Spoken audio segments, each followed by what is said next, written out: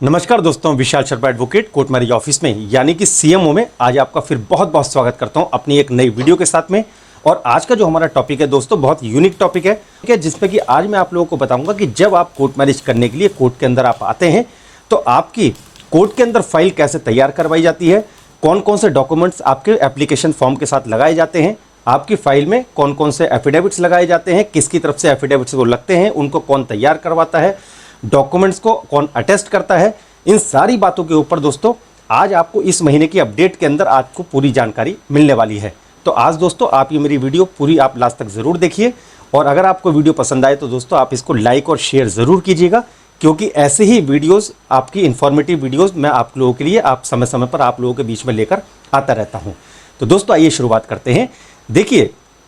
जब लड़का और लड़की जो अपने डिसाइड कर चुके हैं अपनी कोर्ट मैरिज करने का और जब वो अपने घर से निकलते हैं तो सबसे बड़ी चिंता उनके माइंड में ये होती है कि हम एक सही जगह अपनी कोर्ट मैरिज करने के लिए कैसे जाएं, किसके ऊपर हम विश्वास करें कि कौन व्यक्ति सही है कौन व्यक्ति गलत है। तो दोस्तों यहाँ पर मैं आपको ये बोलना चाहूँगा कि इस जगह आपको अपने विवेक का इस्तेमाल करना होगा।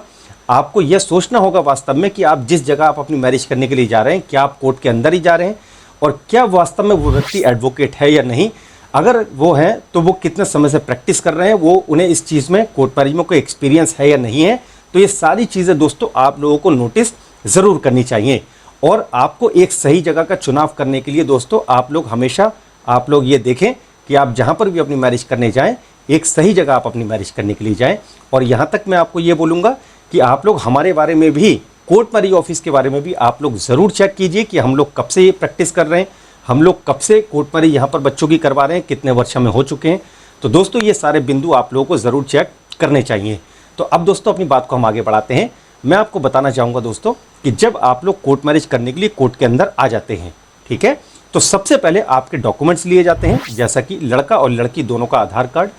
आप दोनों का आयु का प्रमाण पत्र, आपके जो दो गवाह होते हैं, जो दो विटनेस बनते हैं आपकी मैरिज के अंदर, उन दोनों विटनेस का आधार कार्ड और उनका आयु का प्रमाण पत्र, ये डॉक्यूमेंट्स आप लोगों से लिए जाते हैं। इनकी फ़ोटोकॉपी कराने के बाद में सबसे पहले आपका एप्लीकेशन फॉर्म फिल किया जाता है और साथ ही साथ उसके एप्लीकेशन फॉर्म फिल में आपके फ़ोटोग्राफ्स भी लगाए जाते हैं एप्लीकेशन के अंदर। और आप दोनों का लड़का लड़की का नाम, father name, date of birth, address और उसके अंदर पूरी डिटेल्स जो भी फॉर्म के अंदर पर्टिकुलर्स लिखने होते हैं वो सारी पर्टिकुलर्स उसके अंदर फिल किए जाते हैं। उसके अंदर आपके फ़ोटोग्राफ्स भी लगते हैं। और साथ ही दोस्तों इसके अंदर मैं आपको यह भी बताना चाहूँगा कि जितनी देर में आपके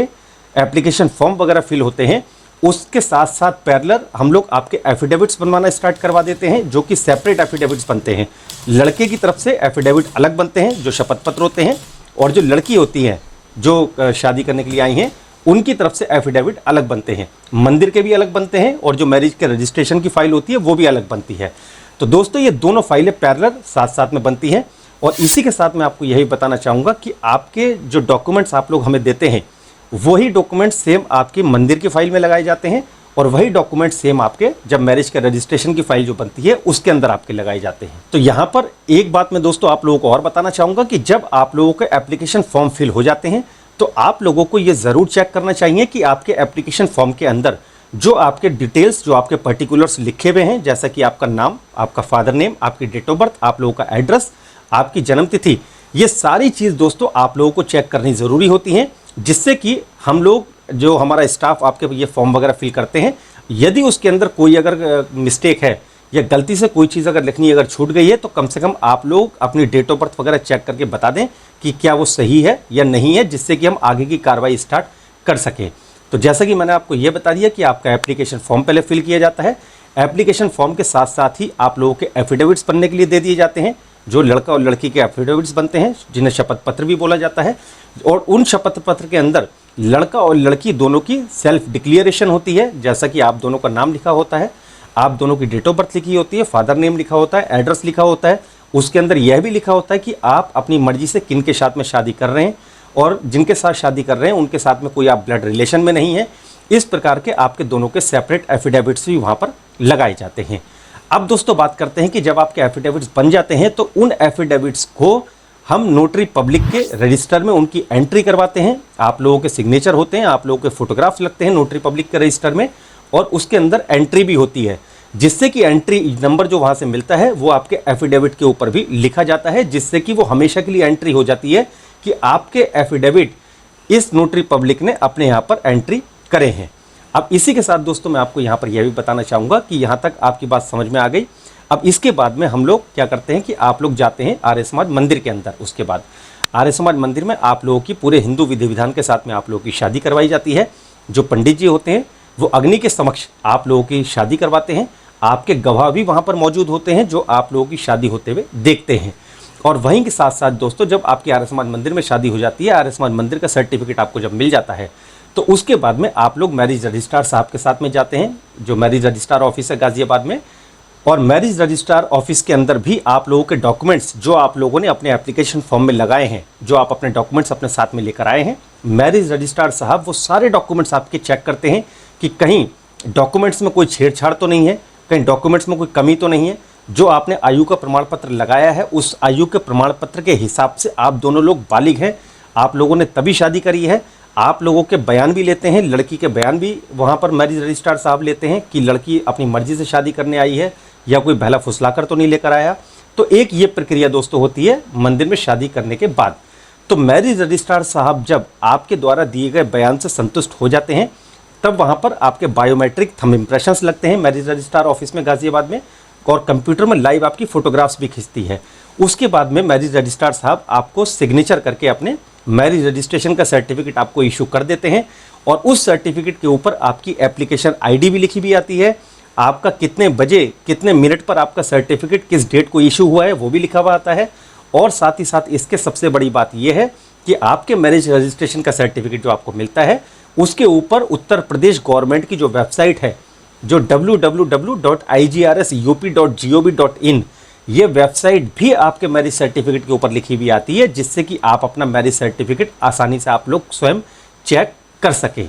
तो दोस्तों ये जो प्रक्रिया थी आपकी एप्लीकेशन फॉर्म भरने से लेके और आपकी मैरिज का रजिस्ट्रेशन होने तक की ये प्रक्रिया दोस्तों आज मैंने आपको बताई है। और ये टॉपिक जो है दोस्तों इसमें हमें एक कपल्स ने, एक जो हमारे व्यूअर्स हैं, हमारे दर्शक हैं, उन्होंने हमसे रिक्वेस्ट करी थी कि सर आप इस टॉपिक के ऊपर एक क्लियरिटी के साथ में एक वीडियो ज़रूर बनाइए जिससे कि हमें सारी बात समझ में आ सके। तो जैसा कि मैंने अब आपको ये बताया है, जैसे हम आपको बोलते हैं कि 3 से 4 घंटे का समय आपकी मैरिज होने में और मैरिज के रजिस्ट्रेशन में लग जाता है। तो ये जो मैंने प्रक्रिया अभी आपको बताई है कि जिससे एप्लीकेशन फॉर्म जब आपका फिल करते हैं और मैरिज रजिस्ट्रेशन होने तक, इसमें 3 से 4 घंटे का समय लग जाता है। लेकिन कई सारे कपल्स ऐसे होते हैं जो हमें बोलते हैं कि सर हम लोग चाहते हैं कि हमारा समय और कम लगे। तो दोस्तों इसलिए हम आपसे बोलते हैं कि कम से कम 3 दिन पहले आप लोग अपनी अपॉइंटमेंट ज़रूर ले लीजिए, जिससे कि कम से कम 3 दिन पहले जब आप हमें अपने डॉक्यूमेंट भेजते हैं, चाहे व्हाट्सएप के माध्यम से चाहे ईमेल के माध्यम से, तो हमारा स्टाफ यहाँ पर आपका 90% जो पेपर फॉर्मेलिटी जो होती है वो हम लोग पहले ही आपकी तैयार करवा लेते हैं। जैसे कि आपका जो मैरिज सर्टिफिकेट आर्य समाज मंदिर का होता है उसमें आपकी डिटेल वगैरह फिल हो जाती है, आपके एफिडेविट्स वगैरह पहले बन जाते हैं, आपका एप्लीकेशन फॉर्म जो है वो हम पहले फिल करवा देते हैं, जिससे कि जब आप अपनी शादी करने के लिए आएंगे तो कम से कम समय में आप लोग 3 से 4 घंटे भी उस टाइम नहीं लगेंगे, उससे भी कम समय में आप लोगों की शादी करके आप लोग अपना मैरिज सर्टिफिकेट लेकर अपने घर जा सकते हैं। तो दोस्तों जैसा कि इसी के साथ मैं आपको यह भी बताना चाहूँगा, यह सिर्फ सोमवार से लेकर शुक्रवार के बीच में ही आप लोग अपनी मैरिज करने के लिए, आप अपनी मैरिज का रजिस्ट्रेशन करवाने के लिए गाज़ियाबाद में आ सकते हैं। पूरे हिंदुस्तान से कहीं से भी किसी भी राज्य से कपल गाज़ियाबाद में आकर अपनी शादी कर सकते हैं। और इस प्रक्रिया की सबसे अच्छी बात यही है कि कभी भी किसी के घर पर कोई नोटिस नहीं जाता है। तो मैं आशा करता हूँ दोस्तों कि आपको ये वीडियो पूरी समझ आई होगी। और अगर इस वीडियो से जुड़े कुछ भी अगर आपके सवाल हैं, कुछ अगर आपके ऐसे सुझाव हैं, तो आप लोग दोस्तों नीचे कमेंट सेक्शन में आप लोग ज़रूर लिखिएगा, हम उसका उत्तर ज़रूर देंगे। और यदि आप कोर्ट मैरिज से जुड़ी और कोई जानकारी लेना चाहते हैं तो आप हमारे जो लॉ एसोसिएट्स हैं उनको सुबह 10 बजे से लेकर शाम को सिर्फ 7 बजे तक आप कॉल कर सकते हैं। हमारे द्वारा आप लोगों की वो सारी समस्याएँ जो कोर्ट मैरिज से जुड़े जो आपके सवाल हैं उनके उत्तर आपको सुबह 10 बजे से लेकर शाम को 7 बजे तक अवश्य दिए जाएंगे। तो दोस्तों मेरा निवेदन है, कॉल करने से पहले आप लोग समय अवश्य देखिए। तो ये वीडियो देखने के लिए आपका बहुत बहुत धन्यवाद।